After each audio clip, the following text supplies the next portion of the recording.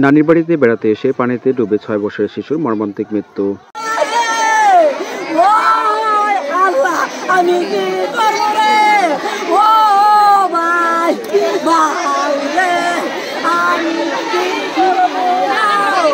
নরসিংদী সদর উপজেলার আলোকবাড়িতে নানির বাড়িতে বেড়াতে এসে পানিতে পড়ে ইয়ামিন নামে এক শিশুর মর্মান্তিক মৃত্যু হয়েছে।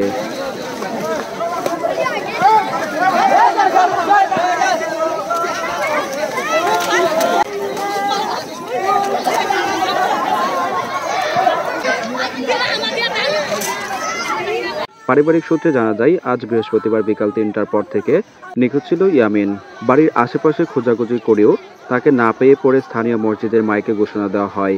তবে কোনো সাড়া না পেয়ে সন্ধ্যা 6:30টার দিকে বাড়ির পাশে আলোকবাড়ি বাজার সংলগ্ন একটি ঘাটে আত্মীয় স্বজনরা পানিতে ডুব দিয়ে শিশুটির মরদেহ উদ্ধার করেন।